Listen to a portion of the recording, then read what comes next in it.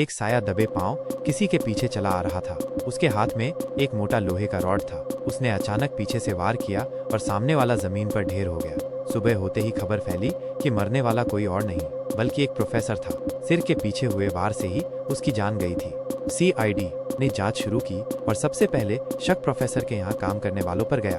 गंगा, जो 3 साल से काम कर रहा था, और संतोष, जो 6 महीने से था, उनसे पूछताछ की गई। पूछताछ में चौंकाने वाला खुलासा हुआ कि प्रोफेसर कुमार के अंकल थे, लेकिन उनके परिवार से उनकी बिल्कुल नहीं बनती थी, इसीलिए वे अलग रहते थे। सीआईडी जब कुमार के घर पहुंची पूछताछ करने, तो उसके पिता ने कहा, मैं ज्यादा मदद नहीं कर सकता क्योंकि वो हमेशा अपने काम में ही डूबे रहते थे। तभी कुमार के साले ने झट से कहा, कुमार तो साइको है, वो कुछ भी कर सकता है।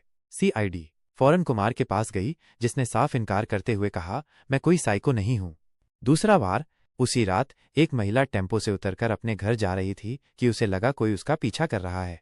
उसने पीछे मुड़कर देखा तो कोई नहीं था। वो तेजी से चलने लगी, लेकिन तभी फिर से वही साया हाथ में लोहे का रॉड लिए आया और महिला के सर पर उसी जगह मारा जहां प्रोफेसर को मारा गया था। सीआईडी मौके पर पहुंची और आसपास का जायजा लिया। उन्हें एक चप्पल मिली। सीआईडी का खोजी कुत्ता उस चप्पल को सूंघकर आगे बढ़ने लगा। कुत्ते के पीछे पीछे सीआईडी भी गई। कुत्ता एक घर में घुसा और उस घर में कुमार था। सीआईडी ने उसे तुरंत हिरासत में ले लिया, लेकिन अगले ही दिन कुमार के पिता ने उसकी जमानत करवा दी।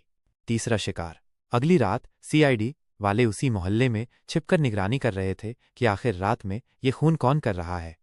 तभी एक आदमी मोहल्ले के कुछ लोगों से बात करके गली के दूसरे मोड़ पर गया था कि अचानक उसकी चीखने की आवाज आई। सभी लोग दौड़े तो देखा कि वो आदमी मर चुका था और एक शख्स रेनकोट पहने अपना चेहरा छुपाता हुआ तेजी से भाग रहा था। सीआईडी ने उसे रुकने को कहा, लेकिन वो नहीं रुका। मजबूरन सीआईडी ने अपनी बंदूक निकाल ली और गोली सीधे खूनी के हाथ पर लगती है। इसके बावजूद खूनी भागने में कामयाब हो जाता है, लेकिन एक मोटा लोहे का रॉड वहीं गिर जाता है। सीआईडी वो रॉड उठा लेती है और उसे लैब भेजती है। लैब में ये पुष्टि हो जाती है कि तीनों खून उसी रॉड से हुए थे। आगे की जांच में पता चलता है कि वो मोटा रॉड किसी पीने वाले पानी की पाइपलाइन का पाइप है। कुमार पर शक और उसका पीछा। सीआईडी को कुमार पर शक होता है। अगले दिन सीआईडी वाले कुमार का पीछा करते हैं और देखते हैं कि कुमार छिप छिपकर कहीं जा रहा है। वो एक कटी हुई पाइपलाइन के पास रुकता है और फिर चला जाता है। जब सीआईडी वाले उस जगह की जांच करते हैं तो पता चलता है कि पाइप वहीं से काटा गया था। सीआईडी वाले पुष्टि कर लेते हैं कि कुमार ही खूनी है। कुमार का अंत और चौंकाने वाला रहस्य। सीआईडी कुमार का पीछा करते हुए एक घर पहुंचती है जहां उसकी प्रेमिका होती है। कुमार कहता है कि सीआईडी वाले उसके पीछे हैं। ये कहकर वो वहां रखे कुछ कागज जला देता है और खुद भी अपनी प्रेमिका के साथ जहर खा लेता है। सीआईडी वाले दरवाजा तोड़कर अंदर आते हैं और दोनों को अस्पताल ले जाते हैं। रास्ते में कुमार की मौत हो जाती है, लेकिन उसकी प्रेमिका अभी जिंदा थी। डॉक्टर सीआईडी वालों को बताते हैं कि वे जो पूछना चाहें पूछ सकते हैं। सीआईडी वाले अंदर जाकर पूछते हैं कि कुमार ने ये खून क्यों किए और उसने उन्हें जहर क्यों दिया। प्रेमिका बताती है कि कुमार ने खून नहीं किया था, लेकिन वह जानता था कि खून किसने किया था। वो ये भी बताती है कि खून घर के ही किसी आदमी ने किया था, और ये बोलते बोलते वो भी मर जाती है। नए सुराग और अप्रत्याशित मोड़।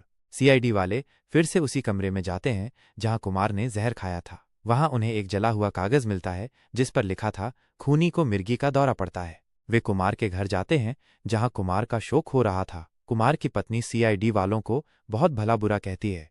तभी उसकी पत्नी को मिर्गी का दौरा पड़ता है। सीआईडी वालों को शक होता है। एसीपी का मास्टर प्लान और खूनी की पहचान। सीआईडी वाले खूनी को पकड़ने के लिए एक तरकीब निकालते हैं। वे कुमार के घर जाते हैं और बताते हैं कि खूनी कुमार ही था। तभी सीआईडी टीम का एक सदस्य बोलता है कि सीआईडी ऑफिस में कल एक कॉल आया था जिसने बताया था कि वो खूनी के बारे में जानता है। एसीपी उस ऑफिसर को चुप कराते हैं और बोलते हैं कि कुमार ही खूनी है और चले जाते हैं। रात होती है और सीआईडी वाले वहीं छिपकर इंतजार करने लगते हैं। जैसा उन्होंने सोचा था वैसा ही होता है। खूनी उस आदमी को मारने आता है जिसने कॉल किया था कि वो जानता है कि खून किसने किया था। खूनी हमला करने ही वाला होता है कि वो आदमी घूमता है और वो एसीपी होता है। ये सब प्लान का हिस्सा होता है। खूनी को पकड़ लेते हैं और नकाब हटाने पर पता चलता है कि खूनी और कोई नहीं बल्कि कुमार के पिता थे। मिस्ट्री भरी कहानियों का मजा लेने के लिए हमारे चैनल से जुड़े रहें, सब्सक्राइब करें, लाइक करें और शेयर करें।